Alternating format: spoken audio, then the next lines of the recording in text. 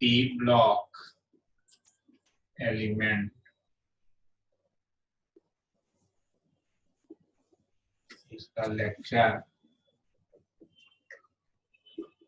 13। हम लोग ग्रुप 14 में फिजिकल केमिस्ट्री डिस्कस कर रहे थे। यहाँ पर ये बुक का हिस्सा है 11.5.5 फिजिकल प्रॉपर्टीज। तो इस फिजिकल प्रॉपर्टी में हम एक बार डिस्कस कर लिए थे मेटालिक प्रॉपर्टी को। दूसरा पॉइंट है इसमें all group 14 elements are solid. सभी ग्रुप 14 एलिमेंट जो है सॉलिड स्टेट में, कोई लिक्विड गैस ही सब कुछ भी नहीं। मेल्टिंग पॉइंट और boiling point decreases down the group group में ऊपर से नीचे मेल्टिंग पॉइंट बॉइलिंग पॉइंट घटता है। तो since melting involves breaking of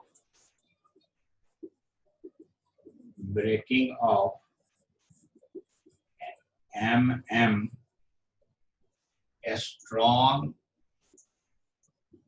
covalent bond in their lattice as the size increases। जैसे जैसे ऊपर से नीचे जाएंगे साइज बढ़ता है। Strength of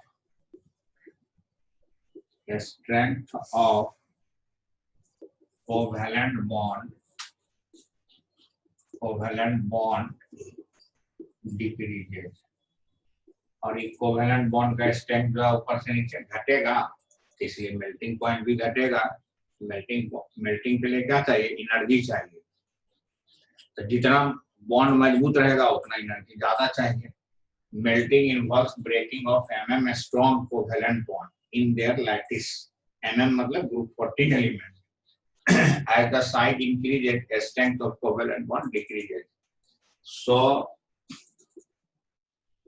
energy needed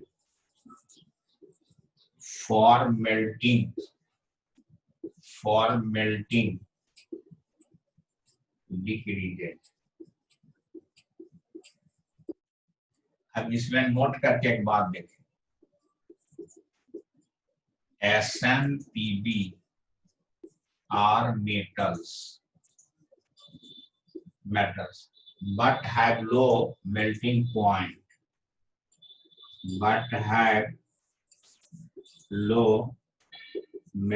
point, हम लोग जानते हैं कि मेटल का मेल्टिंग पॉइंट बॉइलिंग पॉइंट ज्यादा होता है, लेकिन ये मेटल होने के बाद भी इसका कम है। Since they involves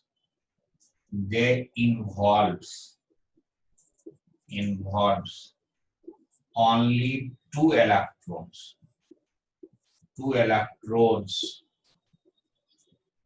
in metallic bonding। इसका जो मेटालिक बॉन्डिंग होगा उसमें केवल 2 इलेक्ट्रॉन इन्वॉल्व होगा, Np2 इलेक्ट्रॉन। और 2s इलेक्ट्रॉन इन्वॉल्व नहीं होगा, उसके लिए आयनिजेशन एंथैल्पी बढ़ जाएगा, तो वो मोबाइल नहीं होगा। तो जितना इलेक्ट्रॉन ज्यादा इन्वॉल्व होता है उतना मेटालिक बॉन्ड मजबूत होता है। इसमें कम इलेक्ट्रॉन इन्वॉल्व हो रहा है, इसलिए इसका मेल्टिंग पॉइंट कम होगा, मेटालिक बॉन्ड कमजोर होगा। Sn और Pb मेटल्स होने के बावजूद इसका मेल्टिंग पॉइंट कम होता है, क्योंकि इसके सॉलिड में जो है इसका मेटल सॉलिड जो बनता है, लैटिस स्ट्रक्चर जो मेटालिक बनता है, उसमें केवल 2 इलेक्ट्रॉन इन्वॉल्व होता है। 4 इलेक्ट्रॉन इन्वॉल्व होता है, ये बहुत मजबूत हो जाता है, इसका मेल्टिंग पॉइंट बॉइलिंग पॉइंट बढ़ जाता है। तो इस तरह से हम मेल्टिंग पॉइंट बॉइलिंग पॉइंट का आइडिया समझे। अब इसमें अब जो है और आगे डिस्कस करते हैं इस पॉइंट को कि ग्रुप 13 के कंपैरिजन में इसका मेल्टिंग पॉइंट बॉइलिंग पॉइंट क्या होगा। तो हम लोग चौथा पॉइंट में पढ़ेंगे इन ए corresponding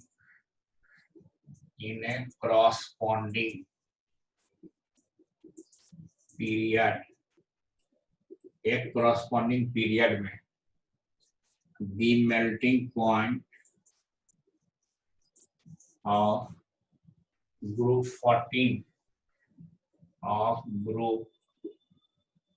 14 elements are higher than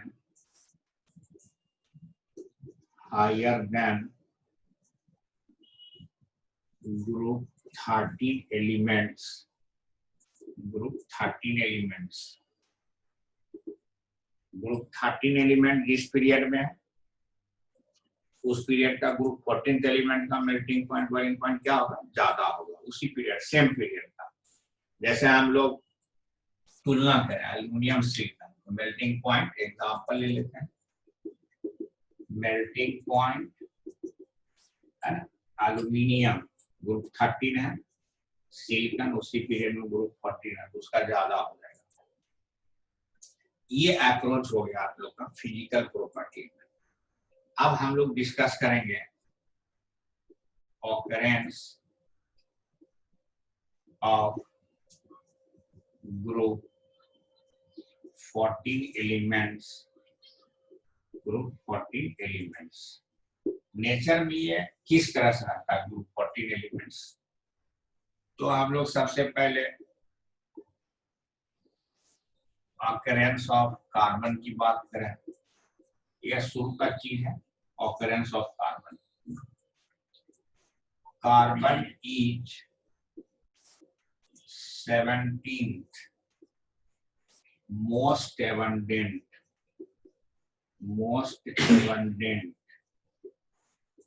elements by mass in earth crust.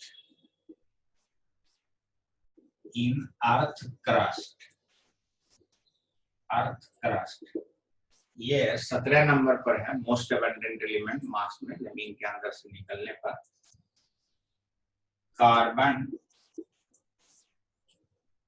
occurred in nature in free state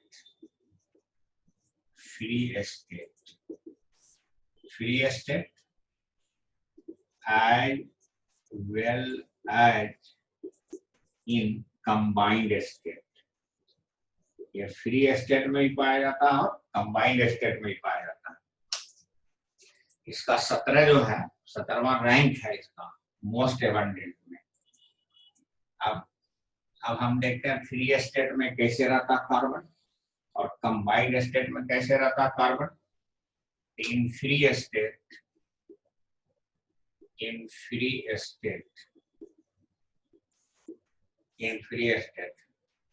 carbon as coal, carbon found as coal, graphite के रूप में, कोल, ग्रेफाइट एंड डायमंड ये सिर्फ केवल कार्बन का अपना isolated state. in combined state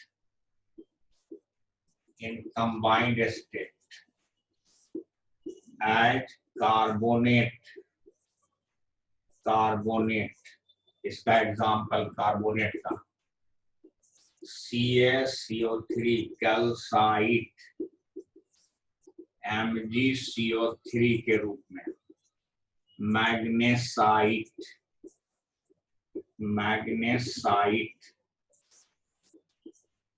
CaCO3 MgCO3 dolomite एक example हुआ है carbonate in carbon dioxide in atmosphere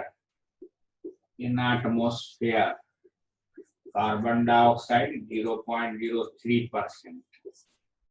carbon dioxide में पाया जाता है। इन हाइड्रोकार्बन और hydrocarbon alkane alkene alkyne benzene इस सब में पाया जाता है। ये कार्बन का ऑकरेंस हो गया। अब हम लोग इसमें आगे बात करते हैं कार्बन के आइसोटोप्स के बारे में, आइसोटोप्स ऑफ कार्बन के बारे में।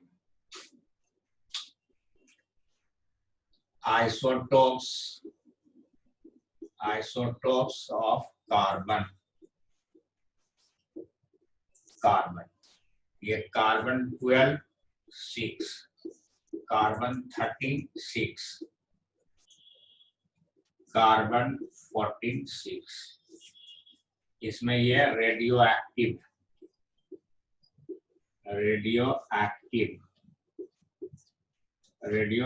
एलिमेंट।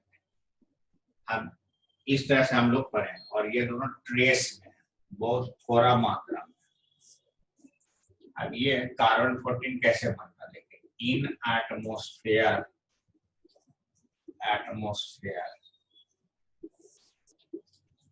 नाइट्रोजन 14 एटमॉस्फेयर में है। इस पर न्यूट्रॉन फ्रॉम कॉस्मिक रे के थ्रू आता है।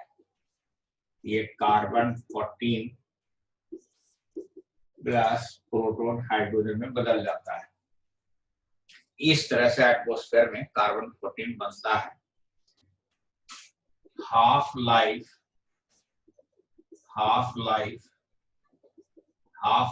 Of carbon 14 is 5770 years. जो हमारे टेस्ट में दिया है 5730 साल भी लिखा रहता है।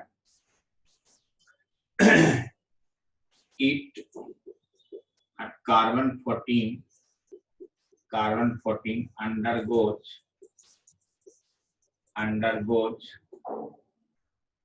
radioactivity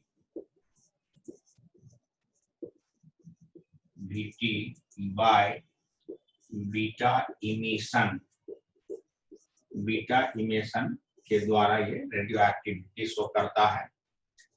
कार्बन 14 6 बीटा इमिशन होगा। नाइट्रोजन 14 7 बीटा रे। ये बीटा रे का चार्ज -1 होता है, मास 0 होता है। And used carbon 14 used for determination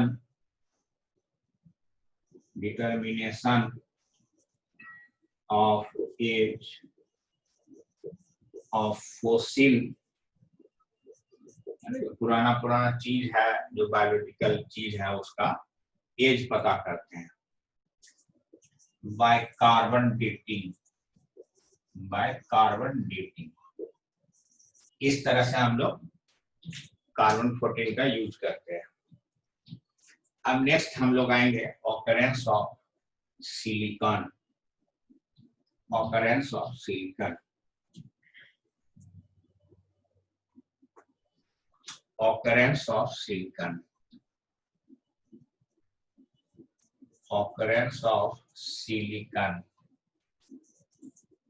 Silicon, second most abundant element by mass. Second most abundant element 27.7% by mass in earth crust। ये इसका परसेंटेज है। silicon found in nature as silica and silicate silica और silicate के रूप में ये पाया जाता है। एंड important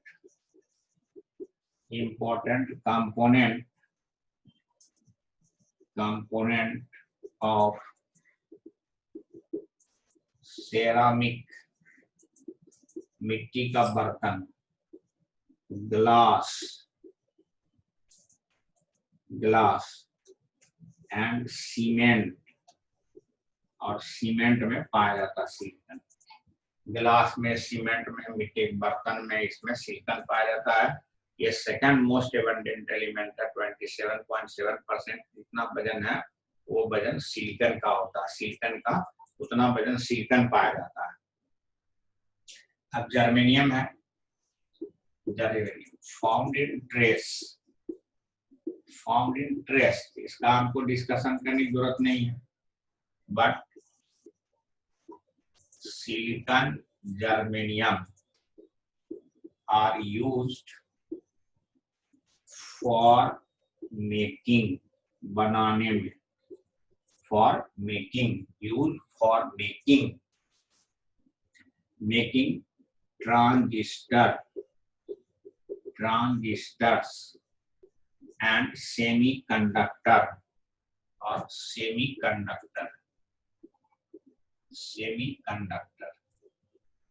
इसको बनाने में इस्तेमाल करते हैं हम लोग सिलिकॉन जर्मेनियम का। Asn occurred as cassiterite or SnO2, Pb occurred as galena और PbS। ये इस तरह से, मतलब ये हमारा ऑकरेंस वाला, ऑकरेंस ऑफ 14 में ये सब हम लोग का इम्पोर्टेंट इंफॉर्मेशन है जिसको हमको याद रखना है।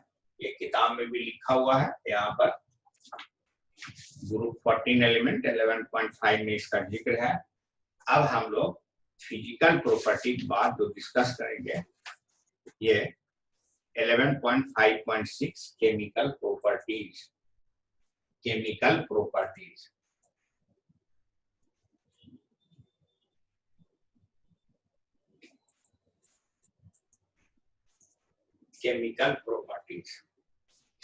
11.5.6 केमिकल प्रॉपर्टीज। तो इसमें जो टॉपिक हम लोग का है ऑक्सीडेशन स्टेट्स